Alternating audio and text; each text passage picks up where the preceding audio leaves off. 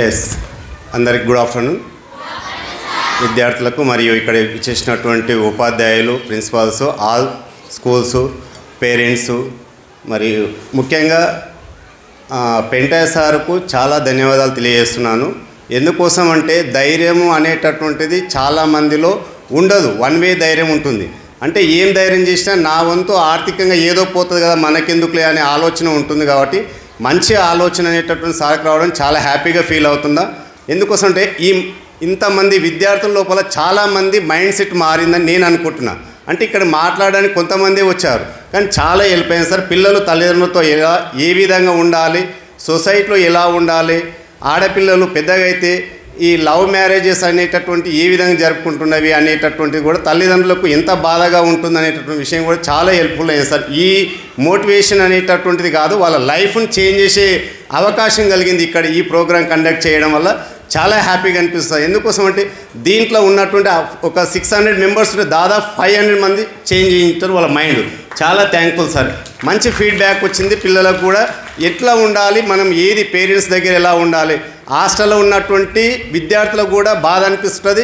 కొన్నిసార్లు తల్లిదండ్రులు లేనటువంటి వాళ్ళు కానీ ఉన్నటువంటి వాళ్ళు మమ్మల్ని తీసుకొచ్చి హాస్టల్ వేశారు కదా మేమేంది అనేటటువంటి ఆలోచన వస్తుంది. కానీ ఆ ఆలోచన ఎవరు కూడా పెట్టుకోకుండా అనేటటువంటి ఒక పిల్లలకు మోటివేషన్ జరిగింది. అంటే తల్లిదండ్రులు ఎందుకోసం వేసిండ్రు, మా కోసం ఎందుకు త్యాగం చేస్తారు, వాళ్ళకు కూడా తల్లిదండ్రులు దూరం ఉండాలని ఏముండదు ఏ తల్లిదండ్రులు కూడా.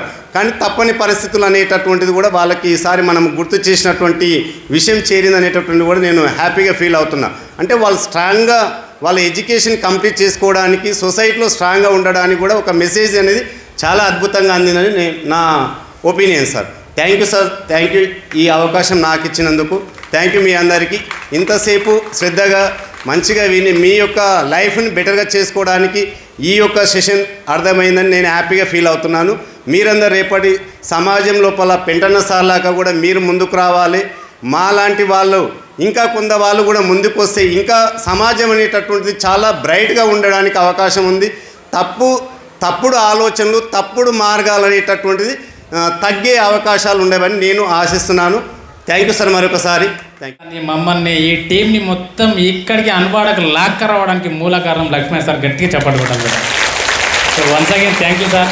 మమ్మల్ని ఇక్కడికి ఇన్వైట్ చేసి మీ పిల్లలకు మొత్తం ప్రోగ్రామ్ చేయించడానికి మా పెంటయ్య సార్ ఇన్వైట్ చేసినందుకు ఒక 2 మాటలు. గుడ్ ఆఫ్టర్నూన్ అందరికీ. నా పేరు లక్ష్మణ్ సార్. పిఎస్ అన్వాడలో హెడ్ మాస్టర్గా పనిచేస్తున్నా. అయితే సేవక్ కుమార్ సార్ నాకు దాదాపు ఒక 5-6 సంవత్సరాల నుంచి తెలుసు. నాకు స్కూల్లో 2 సార్లు కూడా సార్ ద్వారా ప్రోగ్రామ్ చేయించిన. సార్ అంటే చాలా ఇష్టం. సార్ యొక్క మోటివేషన్ క్లాస్ చాలా అద్భుతంగా ఉంటుంది. అసలు సార్ చెప్తుంటే ఏడవని వాళ్ళు అయితే ఎవరు లేకుంటారు అనుకుంటా. స్వయంగా నాకే ఏడుపు వచ్చింది.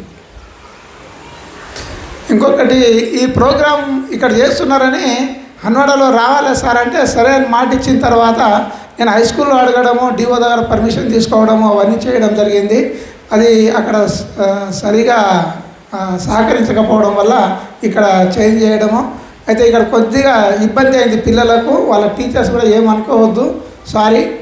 ఇక్కడ ఒక 2-3 టెంట్లు వేసేది ఉండే కానీ నీడ వస్తుందని అనుకున్నాము. అదొక్కటి మాత్రము క్షమిస్తారని కోరుతున్నా. ఇటువంటి అవకాశము పెంటన్న మీరు ఎక్కడ ఈయనే కాదన్నా, నేను పరిగి మండలంలో కూడా చేసిన 10 సంవత్సరాలు, అక్కడనే చేసిన డ్యూటీ 12 సంవత్సరాలు రూప్ఖాన్పేటలో. అక్కడ కూడా సార్తోనే చేయించిన, మన భాస్కర్ యోగి సార్తో చేయించిన. తర్వాత చాలామంది మోటివేటర్ని తీసుకొని చేసినా కానీ అందరినీ వదిలిపెట్టి శివకుమార్ సార్ని మాత్రం పట్టించుకున్నా. నా ప్రైమరీ స్కూలు 5th క్లాస్ వరకు ఉంటుంది. చాలా చిన్నపిల్లలు ఉంటారు. ఇప్పటికి కూడా వచ్చారు మా పిల్లలు. 3rd, 4th, 5th క్లాస్ పిల్లలు వచ్చారు. చాలా ఇంట్రెస్ట్గా ఉంటారు. ప్రతి సంవత్సరం ఆన్యువల్ డే చేస్తానా. మీరు చెప్తే ఇంకా 2-3 ప్రోగ్రాం కూడా నేను ఇక్కడ చేపియడానికి కూడా సిద్ధంగా ఉన్నాను. నెక్స్ట్ గండీడు, మమదాబాద్ అనుకుంటున్నా. ఒకవేళ మీరు ఆ టైం ఇస్తే అక్కడ కూడా ఈ టైంలో చేస్తామని అనుకుంటున్నాను. ఏదున్నా నా వంతు సహకారం కూడా మీకు అందిస్తా. ఇటువంటి ప్రోగ్రాము ఇంకెన్నో చేయాలని ఆ భగవంతుడు మీకు ఇంకా ఆరోగ్య ఐశ్వర్యాలు ఇవ్వాలని కోరుకుంటూ ఈ అవకాశం ఇచ్చిన పెద్దలందరికీ కూడా సుస్వాగతం పలుకుతూ ముగిస్తున్నాను.